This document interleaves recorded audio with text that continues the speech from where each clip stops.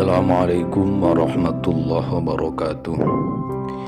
Bismillah, alhamdulillah, wassalatu wassalamu ala rasulillah wa ala alihi wa ashabihi wa mawala. Wala hawla wala quwata illa billah.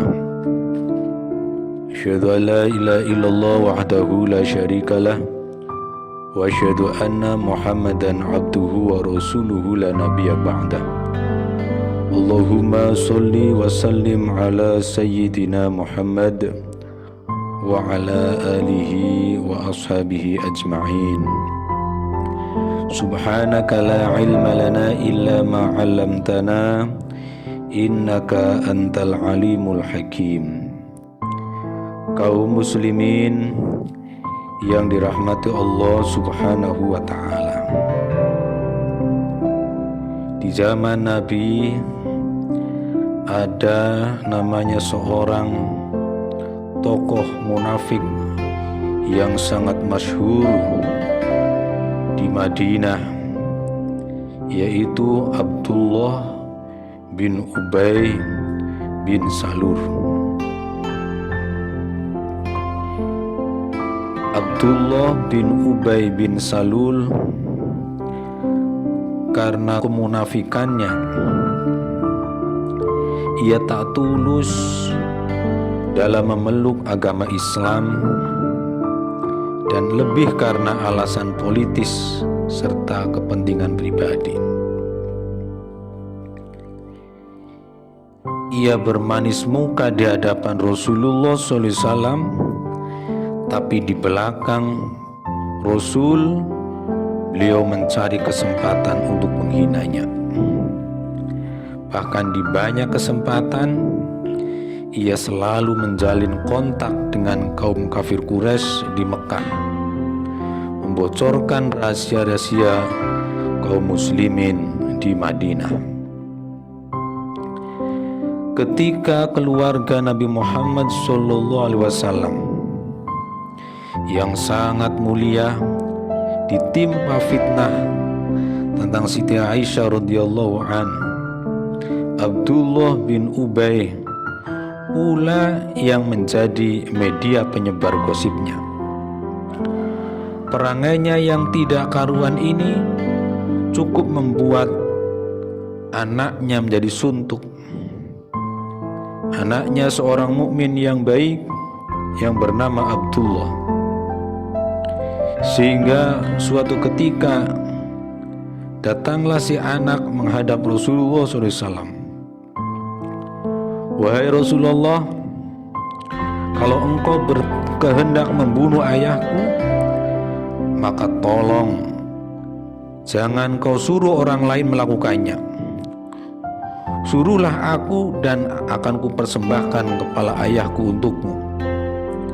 Sebab aku khawatir jika engkau menyuruh orang lain akan menimbulkan dendam kepada orang tersebut karena aku membunuhnya. Dahsyat, luar biasa. Apanya yang dahsyat? Keimanan si anak kepada Rasulullah SAW yang sudah sampai pada taraf tidak peduli ikatan nasab dengan ayahnya.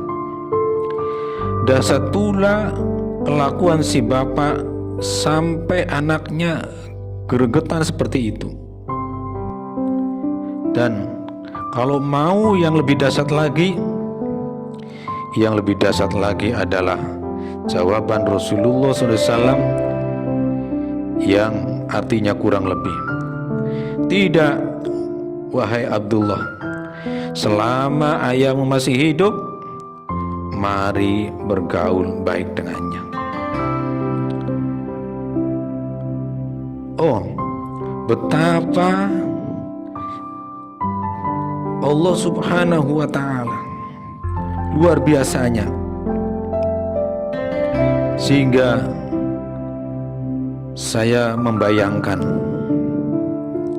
andai berada di posisi seperti Rasulullah, dengan kalimat apa hendak menjawabnya?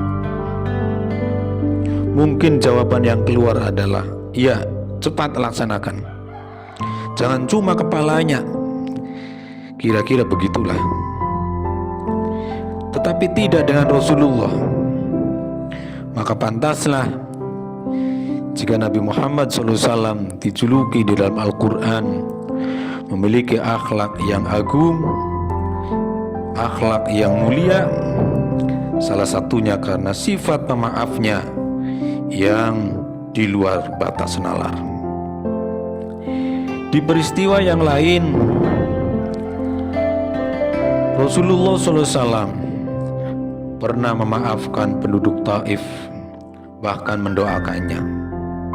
Saat itu karena dakwahnya disambut dengan sambitan batu dan kotoran onta. Padahal saat itu pula malaikat Jibril yang tak punya nafsu amarah pun sudah menawarkan jasa untuk menjatuhkan gunung pada kaum Taif saat itu. Sifat pemaaf adalah sifat orang-orang bertakwa yang dijanjikan padanya surga seluas langit dan bumi. Ini sebenarnya sepaket dengan sifat sebelumnya, para penahan amarah.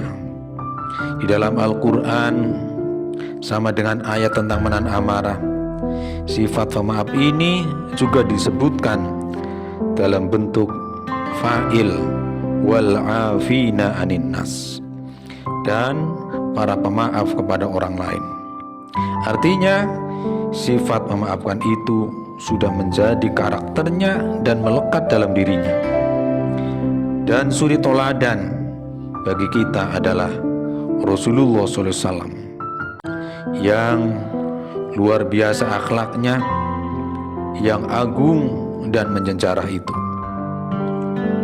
Di antara yang perlu dipahami adalah bahwa memaafkan itu tidak menurunkan harga diri.